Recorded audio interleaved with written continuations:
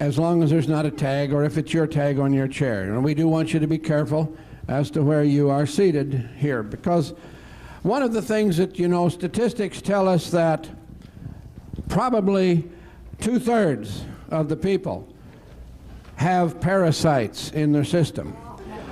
Therefore, it could be the one next to you. Now, we need to know about that, and that's the subject, the major subject of our next speaker, although he can handle a lot of things. And so welcome, if you will, from the area of Olympia, Washington, Mr. Wayne Rowland. Here he is.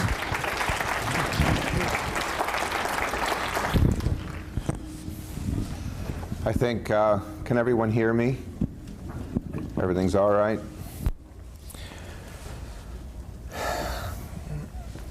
How many folks in this room have not heard me before? Okay.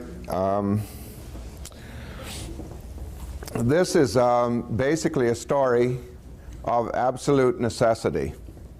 This is a story that I'm going to tell you that is part of my life, that has been my life for some time, and has basically been my life because I was in need of survival. I was absolutely in need of to be able to find a way to stay alive. I was born on an Indian reserve, on the Standing Rock Indian Reserve in North Dakota. My mother was 13 years old when I was born, and she had another child 11 months later, and she just simply couldn't handle all of it. And so the shaman and his wife built a little cabin next to ours, and I sort of became their child. And I was raised by the shaman and his wife, and my main focus in life was going to God's banquet table to get information, to actually get out of here, to leave this place, and to go to that which is blue-black, and you can see almost into infinity. When you get there, the last thought that you had is the actual answer you want, and you look out in the distance and there's this tiny little white light with a little tail on it. It's traveling at a horrendous speed, and somehow intuitively you know that it's going to hit you, and it roars right up to you and stops and turns into literally your last thought. You enter it, feel it, live it, go through it, turn around, look at the back of it, go back into it, come out in front of it, and you grab it, and you fall towards the planet Earth. And as you're falling, the Earth is way down there. It's about the size, about half the size of this room, I'd say, for me. And as you fall to the earth, you, in your mind, scream the spectrum of the colors of the rainbow. And when you get to Hertizen, which is yellow, you eject it into reality. You sort of come to wherever you are, and the item or the knowledge falls into your lap. That's pretty much the way it works now. Mind you, I've fine-tuned that over 55 years or 58 years. I guess everybody always does refine things, and I'm no exception. It's a little different than what we were doing when I was a child. But what has happened is my education was not going to school. I've never been to school ever. I don't even have grade 1. But we had an 1840s engineering encyclopedia. And so to learn to read and write, I did all the words, underlined the ones I couldn't understand, which was pretty much all of them in the beginning, and learned to read and write and to understand through memorizing 3 volumes of the engineering encyclopedia. You wouldn't believe the archaic, ancient engineering principles stuck away in this head, which, by the way, I'm finding out now that they're bringing them to the forefront again and hailing them as new ideas. I always wanted to be an engineer and couldn't be. They wouldn't even talk to me. They said that I would have to go through all this schooling, all goodness gracious. And I've always had this ability of being able to earn money. I organized the natives. I created a cooperative fur trading group. It was the first one of its kind ever. I wound up taking the furs myself to the auction sale where Hudson's Bay was selling their furs, and instead of 12 cents a fur, I was getting $1.85, that sort of thing. And as an 18-year-old, in my 3rd month, I earned my first $30,000. It was quite by accident, but I've been at it ever since. And so when I wanted to be an engineer and couldn't be, I just went out and bought my own engineering firm. And it came with an engineer. And so I put a suit on, and who's to say I'm not an engineer, right? And so I wound up, would you believe, building government buildings. And would you believe they're still standing? It was during a contract that a bid was put out by a pipe company that manufactures pipe. And the way they manufacture pipe is they take large sheets and they bend them on a corkscrew fashion through a roller. And then they sit outside them with this electric machine, an extremely expensive apparatus, and they weld them from the outside. And somebody goes inside and grinds out all the welds, and then they weld them inside. And it's really a time-consuming issue. They got to x-ray them and do all this. And they wanted somebody to build a device that they could redesign this idea. So I put a bid in on it. I went to God's banquet table, got all the information, saw the machine that I was to build, took the contract, was awarded the contract, put a deposit up on a guarantee, a money-back guarantee that it would work, and I was awarded the contract. I built the device, and the device is being used today. But during the end of that contract, we had a chopper to install because they wanted to make pipe a specific length. And what I did is I literally built a device that had a series of rollers on it that would roll the sheet metal around like this, and I put a long, long arm inside of it with a shaver on it, and built an automatic welder on top, so that as the sheet, when it came together, was welded continuously, any size, with rollers on the inside in the beginning and the outside all the way along to the end. The pipe would have a seamless, literally a seamless weld all the way down the top of it, and it would be shaved on the inside so that it would withstand the 1700 psi pressures that were expected of it.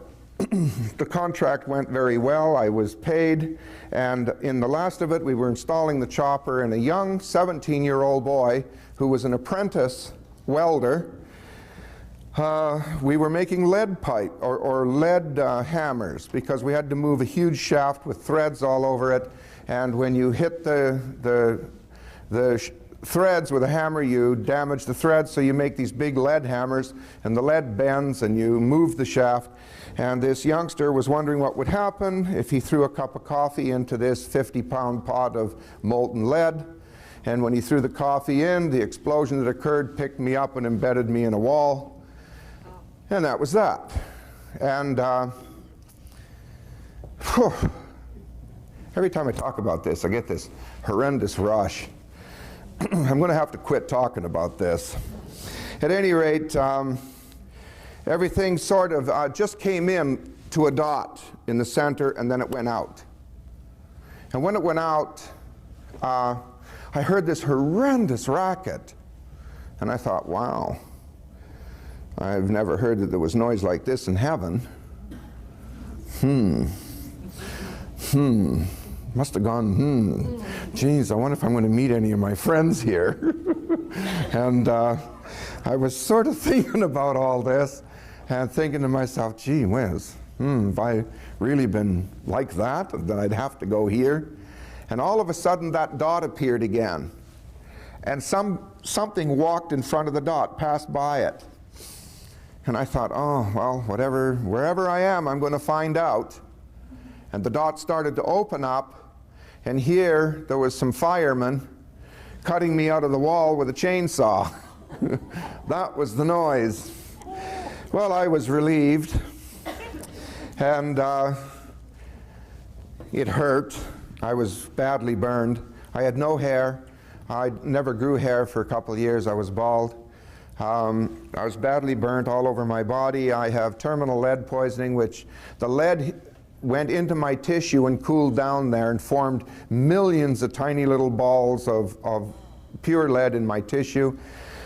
My liver started to fail. I was told by the folks at the hospital that I was not going to survive this. And I was put into a club called To Die with Dignity. I am a lifetime member. I'm the only survivor of our group. And that was the very first time that I ever found out that love and forgiveness were very important in life if you want to survive. For you see, a young man had stolen $4,000 from me. And I was so furious at him because I trusted him, and he hurt me. I really trusted this person. I gave this person a lot of leeway in my business. And he stole $4,000 from me. Thank heavens I caught him when I did. He'd have bankrupted me in the end. But anyway, I caught him, and I was so mad at him, I just said, go away, don't bother me. I'm not going to call the police. I don't want to get involved in that. Just leave me alone. Well, when I'm in the hospital, he comes into the room.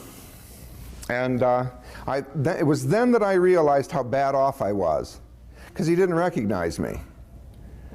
And that really did something to me then, too. Up until that time, I never really thought I was really that bad off. And he came in, he looked at me, and he said, wow. He said, listen, he said, I really heard you were in a bad way. I came to apologize to you. But he said, there's something about me that you didn't know, and I really should have told you. He said, I was kind of involved in drugs and things, and he said, I shouldn't have been, but I was. And he said, I'm really sorry. But he said, look, he said, you know, he said, you have all this money and stuff, and I'll never make anything out of myself, and you're not going to be here. And I was sort of wondering if you could sort of see yourself clear to sort of donate a little of that money to me.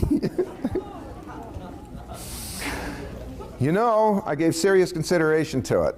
When you're in that position, and the whole world changes. It just changes. You just don't care much. I was having trouble with the psychiatrist in the club called To Die with Dignity. She was an idiot, I'm sorry, but she just, you know, hello. Now death is just an extension of life, isn't it? Yeah, you die, I'll live, lady, you know. Get on with it, let's hear something positive, and everybody's sitting there. Oh, and I told her, I said, listen, even in death, even when you're terminal, you can be upbeat. You don't have to listen to this. And so here I am, and this fellow's asking for this money, and I looked at him and I said, look, here's my decision. Where I'm going, you'll probably end up, and then I'll have to deal with you because you did an overdose of drugs, and I'll give you the money to do it. You know? You understand what I mean? And he looked at me and said, yeah, he said, I kind of thought you'd say something like that. Hey, he said, you know what? He said, I know this guy that handles lead poisoning. I said, really? Yeah. Now, I'm in a hospital, right? Doctors are looking after me. They're giving me the best of everything. He said, yeah. I said, oh, where is he? He said, he's in California. Well, we all know what lives in California, right? We all know. And I'm from the north. And I said, oh, come on. I said, what kind of who is this? He said, well, he's a priest. I said, well, what kind of a priest is he? No, he said, he's a Catholic priest. And he specializes in handling lead poisoning. And I said, well, I wasn't thinking too straight. And I looked and I said, well, I guess the Pope has to send somebody there to straighten them all up. I said, well, have you got the guy's name? And he said, yeah, he got his phone number. You can phone him. But he said, don't mention my name. I said, well, how much you rip that place off for? You know, I mean, the confession will never be the same down there, I suppose, right? He says, no, man. He says, just take it easy. Here's the number. There was a kerfuffle over the number. He wanted $1,000 for it. Oh, there was a bunch of other stuff went on. It just got too involved. But anyway, I phoned the number, and this little voice, this tiny little voice, answers the phone. I tell him who I am, that I've heard of him, that he can handle some lead poisoning problems, and I tell him my story. And he broke down on the phone and wept. He actually broke down on the phone and wept. And that was a little more than I can handle too, and so I said, well, what do you say? So I said, well, can you or can't you? He said, where are you? I told him. He said, I'll have something there for you tomorrow. I said, okay. So the next day, in walks this airline pilot. The very next day with a box. And he says, Wayne Rowland? And I said, yes. He said, this is from Ray Schmidt.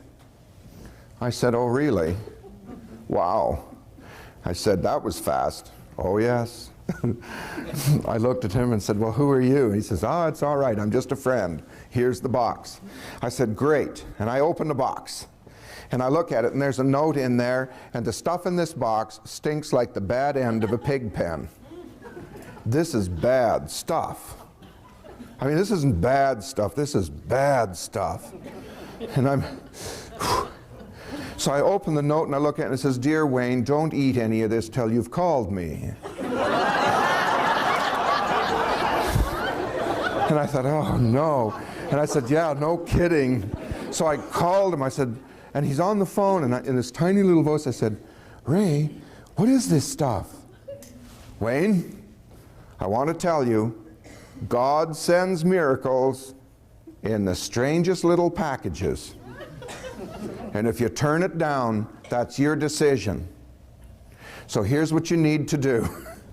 I'm supposed to stick this in my cheeks if I can't swallow it, because I would, you know, wouldn't be able to hold that down. He was right. I couldn't hold it down. And I had to make a paste and put it all over my burns and everything. And I'm in a hospital.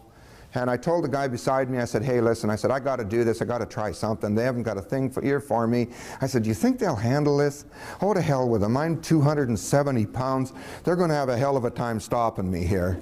I said, I'm big, and I'll buy the bed. I'll buy the sheets. I'll buy everything here. I got the money to do this.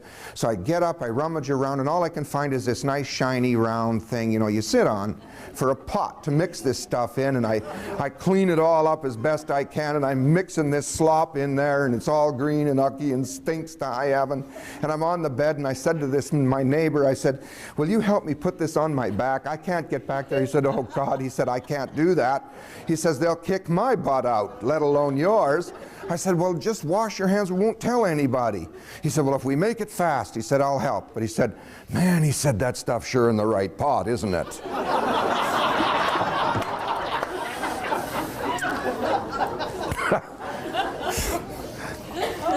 Well, the nurse walks in. Now I'm relieved. This stuff is working. It took all the pain away. And I got a big chunk of it in my mouth, and I can hardly handle that. And it's also coming down my cheeks and stuff. I'm drooling. It makes the saliva run and stuff. And I'm thinking, oh, God, how long am I going to have to do this? You know, 10 minutes? No, 16 weeks. And I thought, oh, I'm never going to make this. And I'm looking at her. She walks by. Hello, Wayne. Hello. She walked back out, and I thought, wow, that was easy. Look, she didn't even recognize that I had anything on me. These people are truly intelligent. God, they got it together. And then this whole mob scene in the place. They brought guards up and everything. I had to, it was a bad scene. See, they thought something had gotten by the blood barrier in the brain. Well, maybe it had. I'd smartened up. I realized they couldn't help me. And finally, I had to get out of the hospital. I ended up having to buy that bed and all the other stuff. It had seeped into everything. It was kind of bad. It got in the motor, and the motor quit and was smoking this algae stuff. I mean, it was really bad. The whole thing was just a mess. And so we moved out into my place, and then I wouldn't let the police in, so they were threatening to kick the door down to get the public nurse in. And in 15 days, I was better. I was dressed. I quit bleeding. I quit seeping all this liquid out of my body. But the scars and the burns, they never healed. To this day, they have never healed. You wouldn't believe what I look like underneath this suit. You just wouldn't believe it. And the lead poisoning pops out all over the place in strange places, like here on my hand. It just started 2 days ago. And I'm going to have a tough time handling that one because I can tell by the way it's happening. So it looks like I need some more Russian chelation, and I need to go through this stuff, which damn near kills me every time I do it. But the point is, I developed stomach and esophagus cancer out of this lead poisoning. I was in a wheelchair with arthritis out of this lead poisoning. I've fought for my life 18 solid years. And that's the start of this story that I have to tell you. I have discovered some incredibly remarkable things about life. Just about health, about the way that you can carry on past that wall that you get to all the time.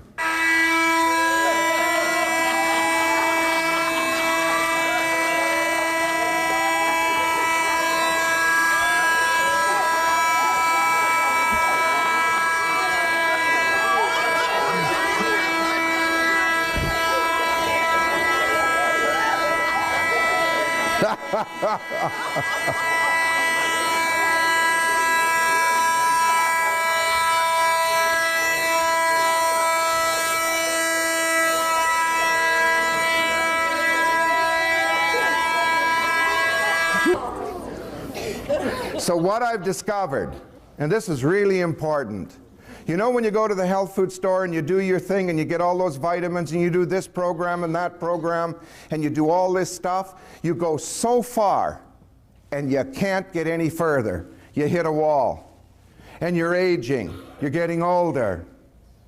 Well, I found a way to get every single one of you over the wall. Look folks, it's an absolute truth. No, you can't have any.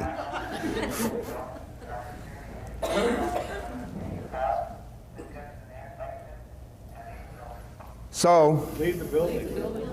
They want us to leave the building? What he just said. That's a real fire.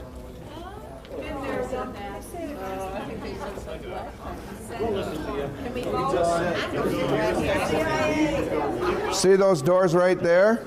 They lead directly outside.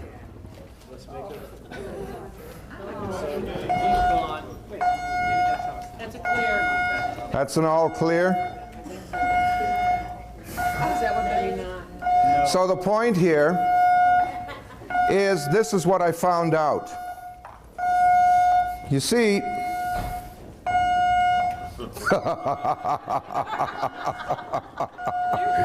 now this is different. This is the white light, yes. You're all about to ride the white light.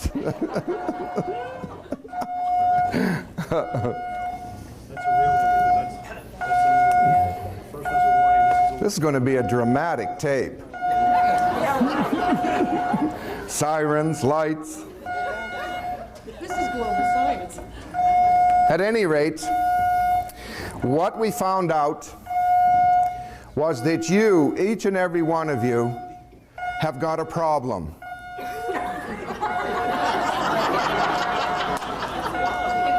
Every single one of you. And in the beginning of this, I really doubted it. I really doubted what I found out.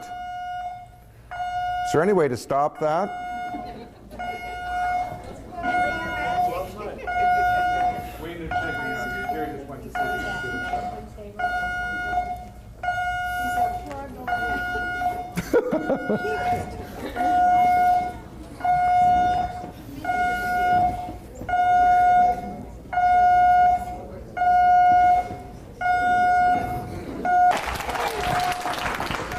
Now, what we needed to do, I needed to go back and find out just exactly what the problem was in this whole issue of health. If doctors couldn't handle anything, and here this little priest had come out of the woodwork and handled my lead poisoning like he did and some other health issues, and I went back to the doctors to tell them there was no interest. They weren't interested. That floored me. So I said to them, what else are you not telling us? And that meant I had to go back into history and find out where they'd made a mess of it. And as the further I got back in history, through the 1800s, I began to realize that, look, you know, you compare a hospital today with all their fancy white uniforms and all their multi-millions of dollars of equipment, and what did they know back then? What were they doing? Guessing? I mean, what did a doctor know then? What was going on? Did they know absolutely nothing? I mean, that's the opinion that everyone basically has.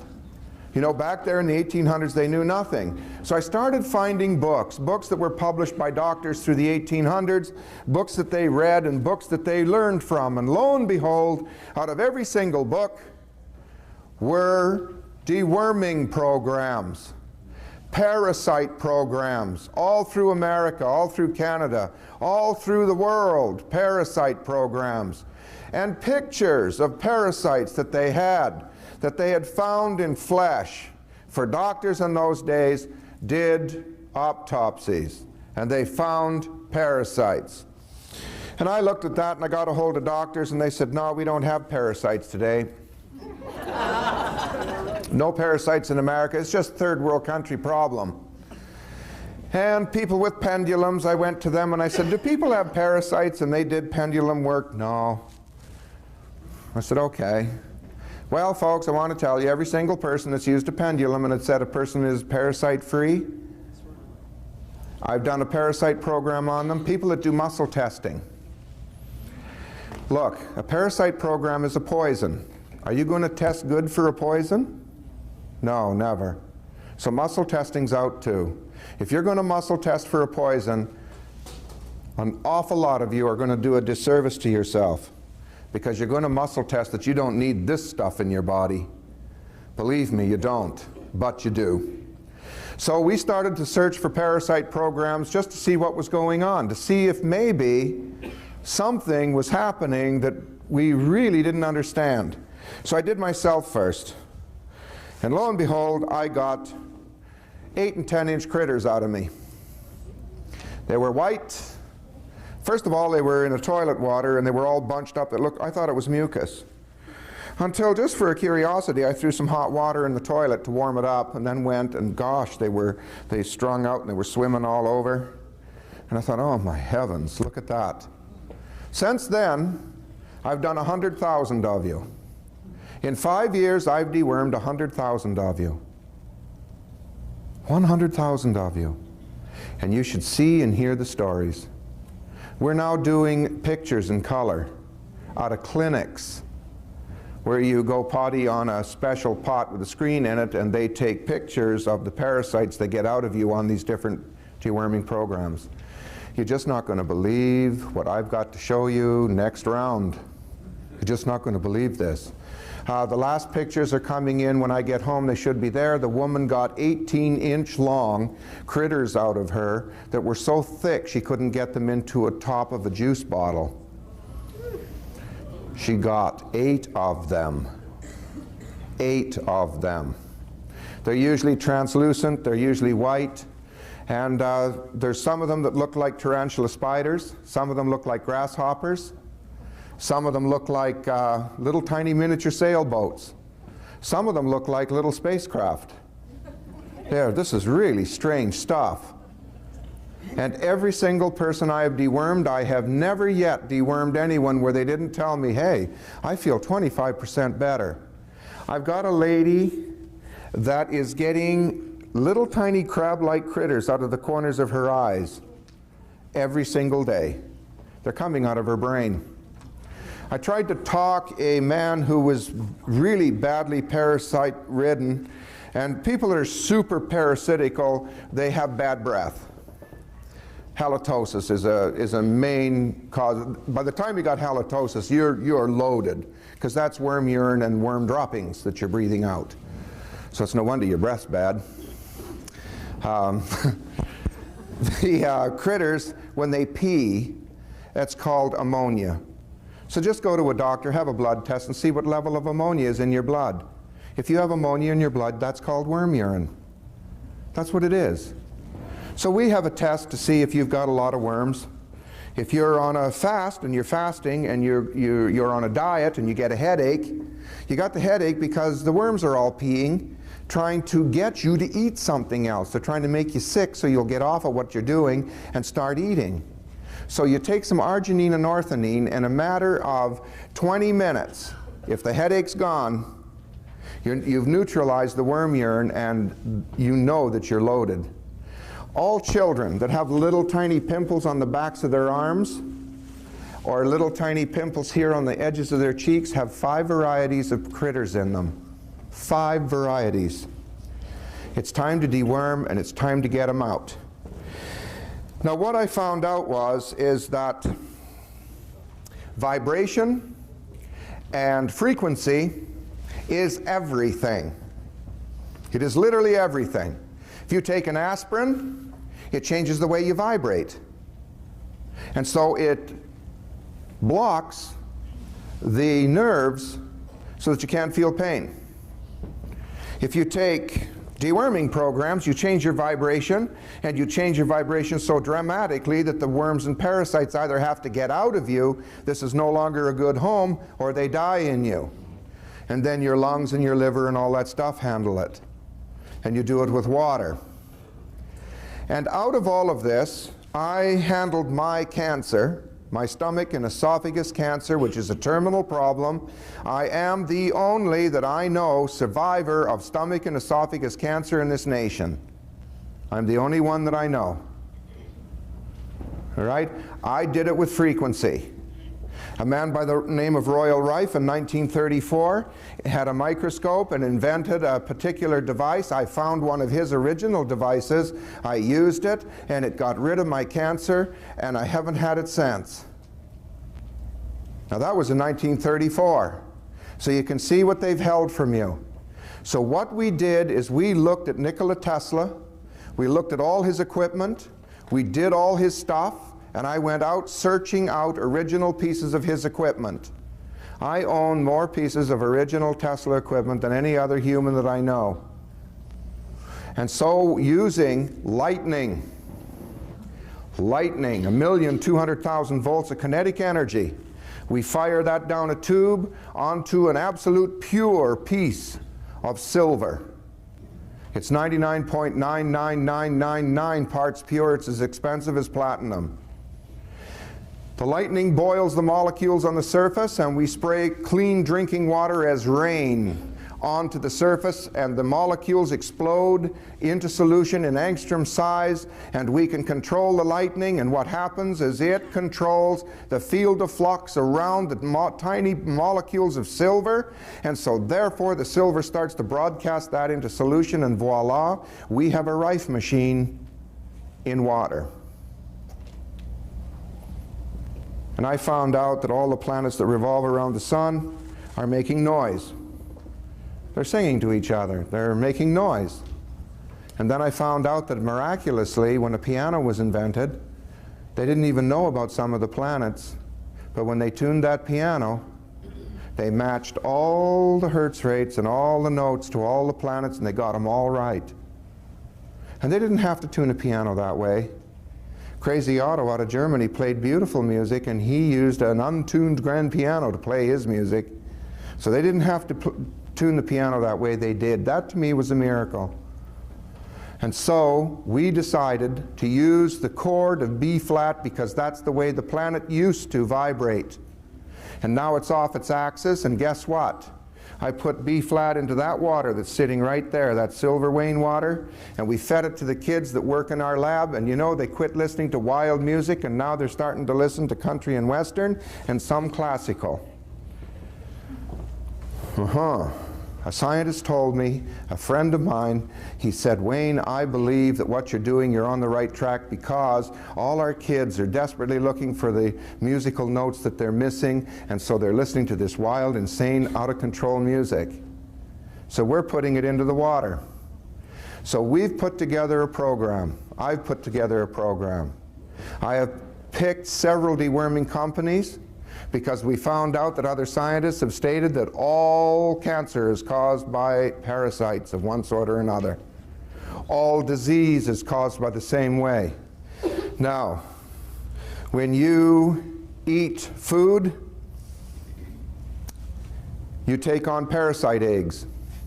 You just do. They're in all vegetables. All of them. Through the process of osmosis, when all those parasite eggs are in the soil and you water the garden, the eggs get into the plant through the process of osmosis, and you consume them when you eat a salad. The reason they hatch is because when they make salad dressing, they use propa-alcohol, food-grade propa-alcohol. They wash the huge tank out today, and tomorrow they make honey mustard, and they don't clean the propa-alcohol out of the tank properly. And so they mix the new salad dressing with propa-alcohol. That breaks down the shell of the egg, and when it gets in your gut, it hatches. Now it gets into your bloodstream because it's a really, really small little organism, and it's got a problem. There are these things called T cells going to devour them. And this one little bug had a friend, Pete, and he's already in that T cell screaming for his life. I mean, I can imagine the terror. And for some reason, as an example, your pancreas houses wood alcohol. When it houses wood alcohol to save you from it, that little parasite can feel the vibration and goes there for safety to see if it is safe, and lo and behold, it is. T cells can't go close to wood alcohol. And so it gets in there and it starts to grow up, and all kinds of others get in there and they have a great time and they drop their feces in there. The feces attracts another virus that lives in it, and mold, which grows little miniature mushrooms, and as a result your children are born, or you get later diabetes. And so we put a program together, and I've got hundreds of diabetics that are no longer diabetics. It takes somewhere between 6 weeks and 3 months, and up to this point I've only had 2 failures in 5 years. 2 failures in 5 years, and I'm still working with both of them. And I tell you, it's a deworming program. When they get into your thymus, do you know what happens? Your thymus starts to shut down. It disturbs the quantity and quality of acid in your stomach, and as a result of that you come down with Epstein-Barr, chronic fatigue syndrome, or candida. The mold now grows in your stomach because the acid isn't strong enough to kill it, and so the fruits you eat, here you've got a new problem.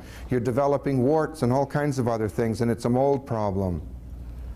When you've got flukes in your thymus, you develop chronic fatigue and Epstein-Barr. All you need is a deworming program to shut it down. These folks and the folks in the back have a deworming program that we've done tests on. I do not make money on it. I do not sell it. It's a freedom of speech issue. All I sell are the support things around it. And I tell you folks, we've tried to get the program down to, instead of $600 like some other folks have, a full program to deworm you, we're down to somewhere around $245. And you can get your health back. And there are all kinds of things I've discovered that go with this. There's eye drops for those people that can't read and need glasses. If you get yourself a small amount of Clairvestan, which is an eye drop, and I think they've got some over there, you wind up rebuilding your eyeballs. I went to a man who needed deworming badly because he had bad breath, and he is an eye specialist, and he just laughed at me until he was doing an exam in the state that I live in on a woman, and a worm swam through. These parasites do not stay in one spot. They travel all over.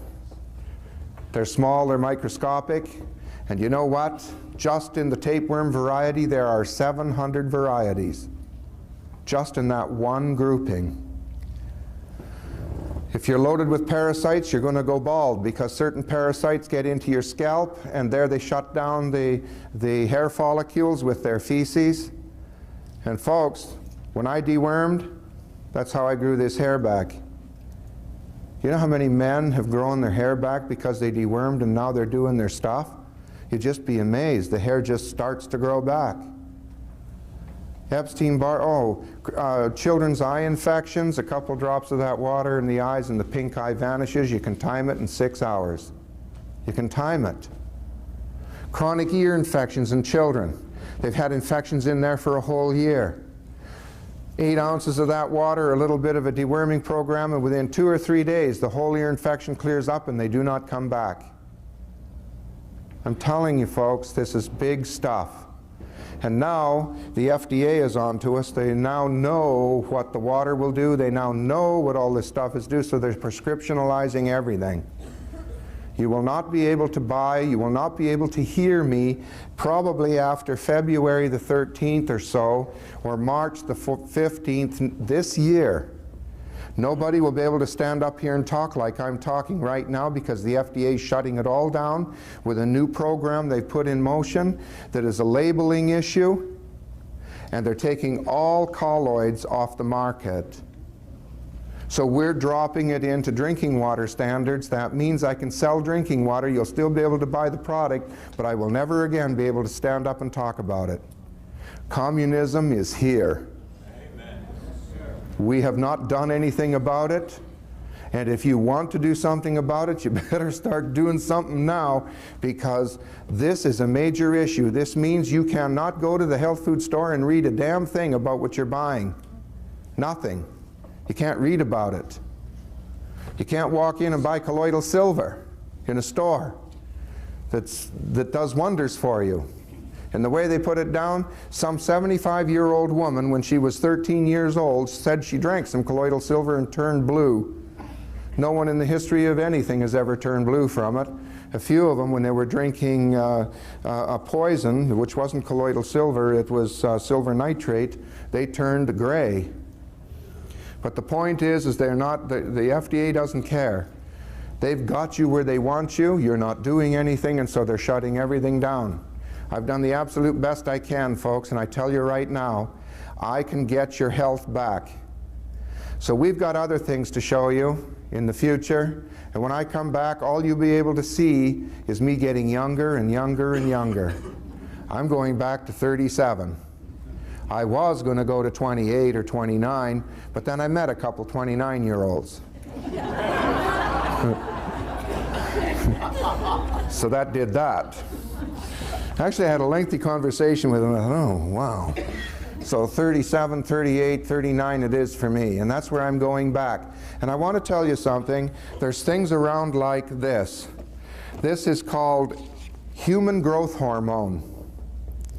And I found out if you put this with colostrum, which we also have, and you hook this up with your deworming program, this is an age regression program, guaranteed. It works. We have some of this from a German man who made this stuff, who owns the largest pharmaceutical company in the world. He's now 80 and he's dying. So he put the whole pharmaceutical company into work and he made this stuff. It's not marketed. I'm the only guy with it. It's called Human Growth Hormone Boost. Comes in a little tiny bottle for $28. And boy, does it work. Now, I don't know how long it's going to be really good, and I don't know how long the people are going to be able to get it into this country, probably another month or some blessed thing. But it has, I understand, a 9-year shelf life, and we're getting some of it in. It's not going to last long. If you want some of it to try it, you can get a little bottle of it for, or give your name and what have you. We can supply. If you can't get it, I think we got some bottles around here somewhere. Have you got any over there? Human growth hormone? Not quite yet. Well, I know there's some upstairs. The point is just leave your name and your phone number and he'll be able to get you a little bottle of it for you to try. It'll blow you out of the water. You combine it with some colostrum and combine it with this program, and it will make you younger. It'll get rid of the wrinkles on your face. It'll make you bright and vibrant. Has anybody seen me the last time I talked? Anybody seen me? How am I looking? Younger. Much younger. See? I'm telling you, folks, I'm going back to 37, and that's all there's to it. There's some side effects I have to warn you about, you men. You're nice and comfortable with the fact that you don't have to perform all the time? Ugh. Well, it's back.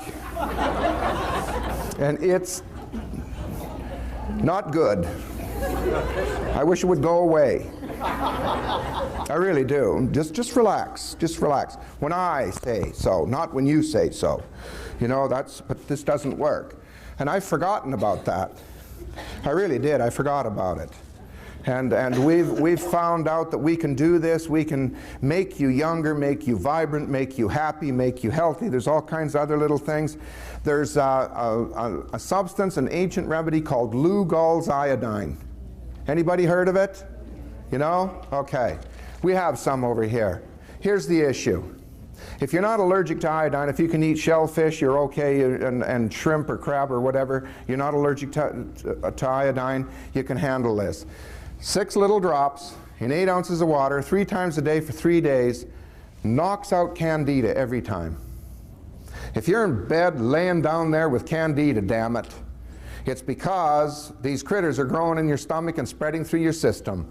Candida is knocked out with Lugol's iodine in 3 to 4 days. And then you can stop using it for a while.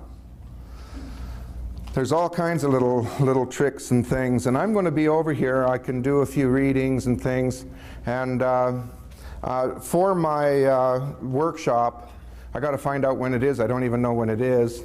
I'm going to do this one more time. I'm going to teach people how to go to God's banquet table. Now look, folks, if you're religious and you're a Christian, it's okay, so am I. But I just do things a little differently. And if you go to God's banquet table or listen to it, don't run out and scream the devil and all this nonsense, please. Don't come to the meeting, okay? That's kind of a warning for the Christians. It's all right, I love you anyway. Just, I've had some trouble with this. The last time I taught everybody how to go to God's banquet table, I learned that from the American Native Heritage that I'm part of, you know. And we've been at it longer than you have, you know. And give me a break. Don't get on the radio and rant and rave about me and my water is the devil and all this stuff, please. Don't do that. I don't do that to you. So if you want to come to the little meeting with an open mind and you want to learn to go to God's banquet table, I'll teach that. It's a step-by-step program, and the last time I did, 300 people, 2 of you actually wrote back and said you made it. 2 of you. So that means it's worth doing it again because it's one ripping experience, I'm going to tell you. When you get to go, wow, especially first time, and you look down and see the earth way down there, you know that you've kind of stepped out of this place. And it's a real fabulous feeling of accomplishment. And then when you discover that at the banquet table the stuff comes up to you and performs into reality, and you see you can get schematics, you can get mathematical equations. I've solved problems for scientists that had terrible problems, and I solved them in 2 nights. It took me that long to keep, because I can't remember everything I see. So I got to come back and then I got to go again and get some more information. But you know, all the information in the world is there. Every bit of information you need is there. And get healthy, be happy, and let's get young. And let's get rid of all our diseases and all our problems and get on with this thing. And the very last thing I have to say is that Nikola Tesla, everybody here heard of Nikola Tesla? I'm sure, okay? Nikola Tesla built 3 devices that were part of time travel. The first one was the Lakowski multi-wave oscillator, which Lakowski sort of perfected. There is another device that goes with the Lakowski multi-wave oscillator that was never known. I know what the device is, I built it and it works.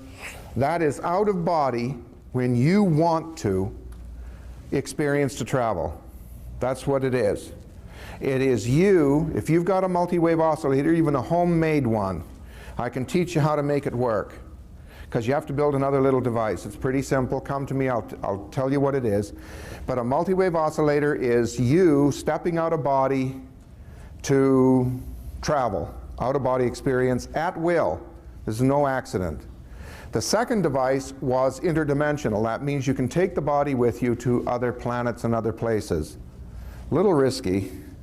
Got to know what you're doing. And the third dimensional travel issue was time in third dimension, which our government's been playing with for years, and they've done some pretty dastardly things with it.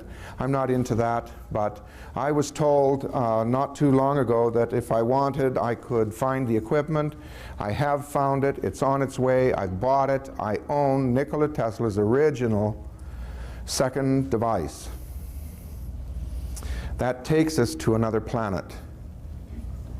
So we're kind of that far. And I'll be talking about that some more during my workshop. I'll explain it. And maybe I'll have them fax some pictures of it over here so I can show it to you, let you see what it looks like. It's quite a massive device. It uses 1,500,000 volts of power to run. It's a pretty dramatic instrument, and it's all original, and it's in working condition. And I've got it. It's being shipped, and it should be at this place I've built when I get home. So I hope I've made some sense here for you. I tell you, there's great hope. There's lots of stuff you can do for your health. You can get better. We've got a fabulous deworming program. We've got fantastic water. There's a tape over there that you can get a hold of and watch. And there's people, I believe, on the tape that stand up and tell you what they had and what they did and how they handled it and got rid of it and did all this stuff. Oh, I still got 10 minutes. All right.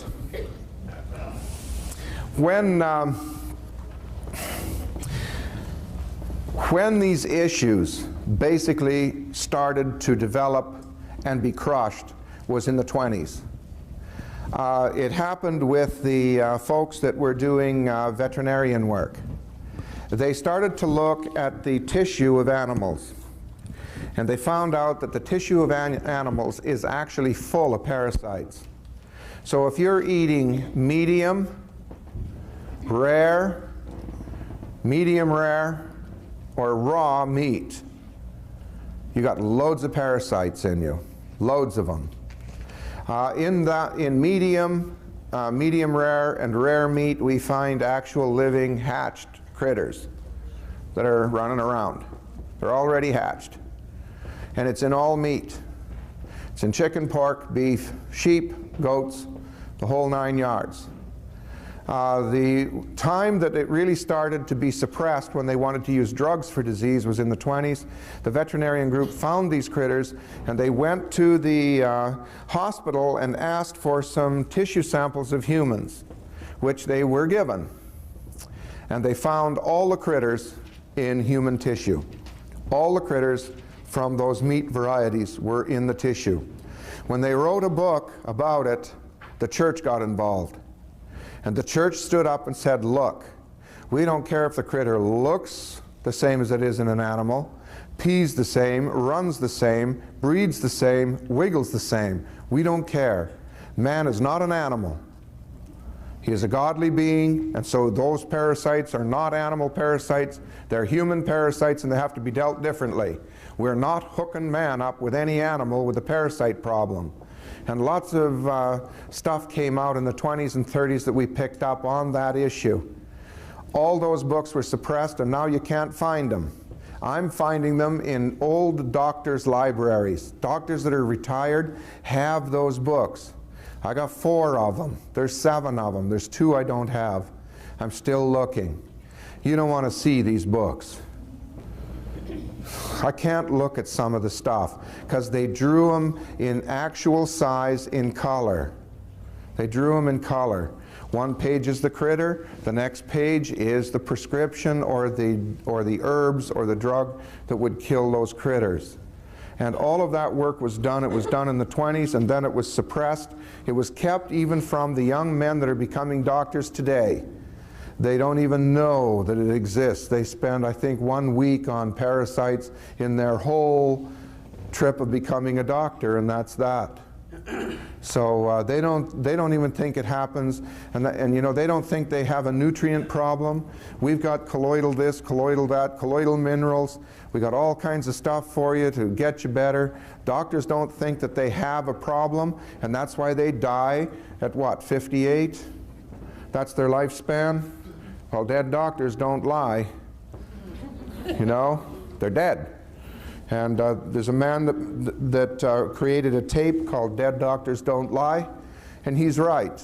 They don't. They're dead. They starved to death. They got old. They refused to feed their bodies the nutrient values you need. And the more fertilizers they use and the more craziness that they use in the soil, the more stuff that they do, the less nutrient value is in that food. the less colloids are in that food for you to utilize. So you need to supplement your stuff, and you need to do it with colloids. Believe me, folks, the whole trick is in colloids, and that research was done in Rockefeller Center in the 30s, where they used just colloids to bring back to life dead flowers. Dead flowers, dried. They sprayed colloids on them, and even the petals came to life. So the secret is in colloids. Every single thing you need, everything you need, your body has to turn into a colloid. Every bit of food you eat, your body can't use it unless it turns it into a colloid. And if it can't, it's waste. And with all the drugs and the chemicals in all our foods, what we're running into is a serious problem. All the drugs and chemicals, fertilizers and the such that is in the plant now gets into your body and drags your vibration down. Sets up a vibratory rate in your body that parasites do extremely well in. And that's what the problem is. We need to clean up. We need to do it. We need to flush the body out with some stuff that's actually going to work. And we need to handle disease desperately. We need to get on it.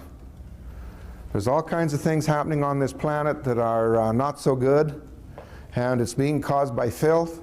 All you have to do is do what I do, fly all over the country and have a look at the air. I was going into Denver, and the pilot came on and said, "It's an absolute beautiful day, not a cloud in the sky, and it's sun shining, and we're at 6,000 feet, and we'll be in Denver for you right on time." And guess what? We couldn't see the ground from the smog. On that day, the air was still, and we could not see the ground for the smog, and we were 6,000 feet. And yet he said there's not a cloud in the sky, and it's a beautiful day. My word, I couldn't believe it. That's our problem. So, next meeting. My gasoline device is finished, ready for your cars, doubles your gas mileage. Okay? That's my next invention. It's all finished, ready to go, and if I'm invited to the next do, I'm going to bring the second dimensional time unit. I'm going to actually bring it and set it up and make it work and show it to you. Okay? So that's the way it's going. And I imagine after February, March, April, we won't be able to talk this way anymore. We won't be able to mention parasites. We won't be able to mention anything. And you're on your own after that. Okay? So this is Wayne Rowland bidding you goodbye. And all we got left is the gas device. And how long will I be able to talk about that? Poof, I don't know. At least we'll be rid of the FDA. Thank you, folks. Okay. Thank you. Thank you, Wayne. And his table.